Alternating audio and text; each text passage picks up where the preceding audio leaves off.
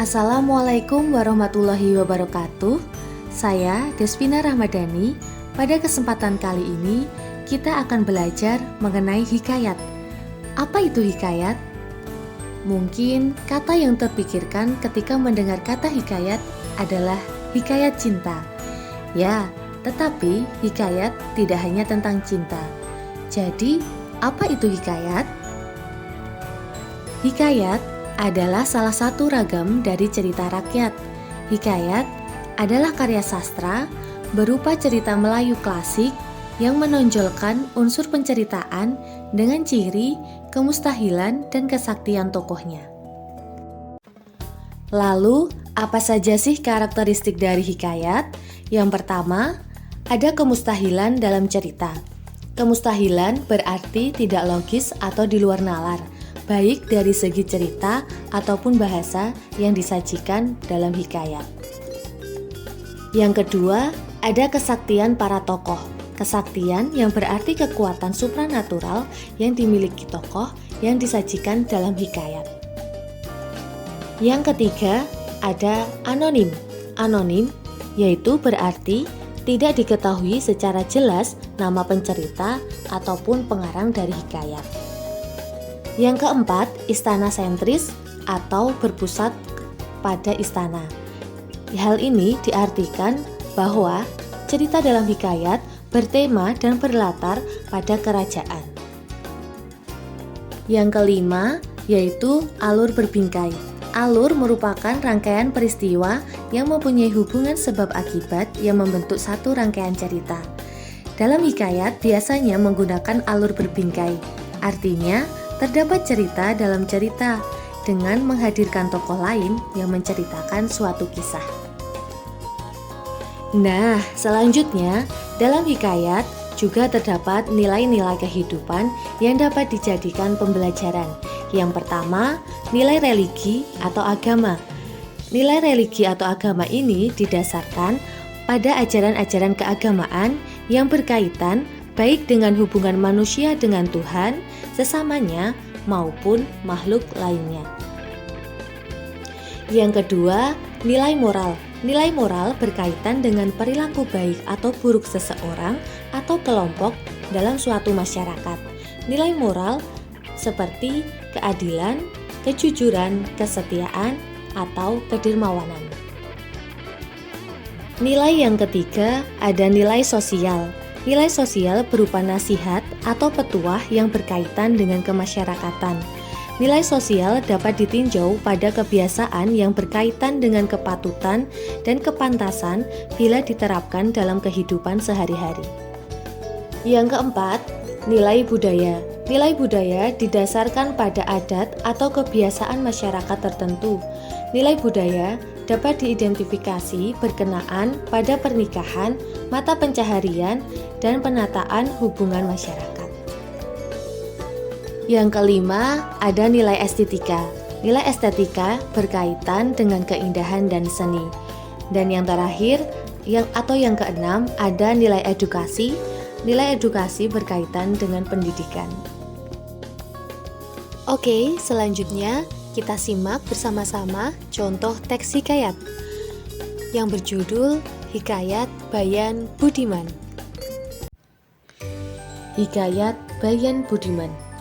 Sebermula ada saudagar di negara Ajam. Hojan Mubarok namanya. Terlalu amat kaya, akan tetapi ia tiada beranak.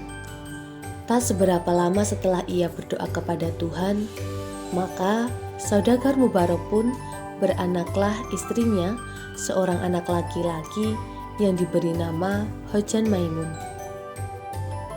Setelah umurnya Hojan Maimun 5 tahun, maka diserahkan oleh bapaknya mengaji kepada banyak guru sehingga sampai umur Hojan Maimun 15 tahun. Ia dipinangkan dengan seorang anak saudagar yang kaya, amat elok parasnya. Namanya Bibi Zainab. Hatta beberapa lamanya Hojan Maimun beristri itu. Ia membeli seekor burung bayan jantan. Maka beberapa di antara itu ia juga membeli seekor tiung betina. Lalu dibawanya ke rumah dan ditaruhnya hampir sangkaran bayan juga. Pada suatu hari, Hozan Maimun tertarik akan perniagaan di laut. Lalu minta izinlah dia kepada istrinya. Sebelum dia pergi, berpesanlah dia pada istrinya itu, jika ada barang suatu pekerjaan, mufakatlah dengan 2 ekor unggas itu. Hubaya-hubaya jangan tiada, karena fitnah di dunia amat besar, lagi tajam daripada senjata. Hatta beberapa lama ditinggal suaminya, ada anak Raja Ajam berkuda lalu melihatnya rupa Bibi Zainab yang terlalu elok. Berkencanlah mereka untuk bertemu melalui seorang perempuan tua. Maka pada suatu malam, pamitlah Bibi Zainab kepada burung tiung itu hendak menemui anak raja itu. Maka bernasihatlah ditentang perbuatannya yang melanggar aturan Allah Subhanahu wa Ta'ala. Maka marahlah istri Hozan Maimun dan disentakkannya tiung itu dari sangkarnya dan dihempaskannya sampai mati. Lalu Bibi Zainab pun pergi mendapatkan Bayan yang sedang berpura-pura tidur. Maka Bayan pun berpura-pura terkejut dan mendengar kehendak hati Bibi Zainab pergi mendapatkan anak raja. Maka Bayan pun berpikir, bila ia menjawab seperti tiung, maka ia juga akan binasa. Setelah ia sudah berpikir demikian itu, maka ujarnya, "Aduhai Siti yang baik paras, pergilah dengan segeranya mendapatkan anak raja itu. Apapun hamba ini, haraplah Tuan, jikalau jahat sekalipun pekerjaan Tuan, insya Allah di atas kepala hambalah menanggungnya. Baiklah Tuan, sekarang pergi, karena sudah dinanti anak raja itu. Apatah dicari oleh segala manusia di dunia ini, selain martabat, kesabaran, dan kekayaan.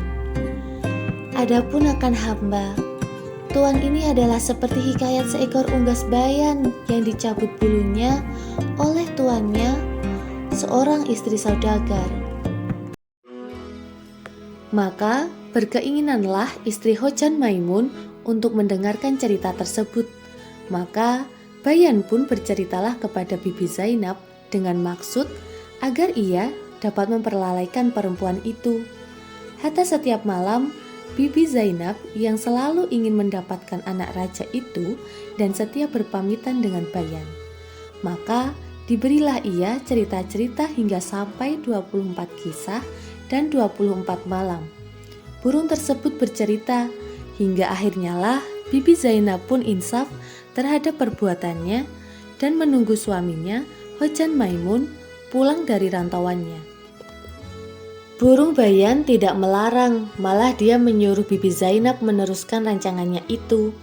Tetapi dia berjaya menarik perhatian serta melelahkan Bibi Zainab dengan cerita-ceritanya.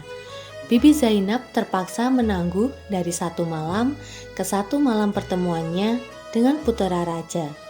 Begitulah seterusnya sehingga Hozan Maimun pulang dari pelayarannya. Bayan yang bijak bukan sahaja dapat menyelamatkan nyawanya, tetapi juga dapat menyekat istri tuannya daripada menjadi istri yang curang. Dia juga dapat menjaga nama baik tuannya serta menyelamatkan rumah tangga tuannya. Antara cerita Bayan itu ialah mengenai seekor Bayan yang mempunyai 3 ekor anak yang masih kecil. Ibu Bayan itu menasihatkan anak-anaknya supaya jangan berkawan dengan anak cerpelai yang tinggal berhampiran. Ibu Bayan telah bercerita kepada anak-anaknya tentang seekor anak kera yang bersahabat dengan seorang anak saudagar. Pada suatu hari mereka berselisih faham. Anak saudagar mendapatkan luka di tangannya. Luka tersebut tidak sembuh, melainkan diobati dengan hati kera. Maka saudagar itu pun menangkap dan membunuh anak kera itu untuk mengobati anaknya.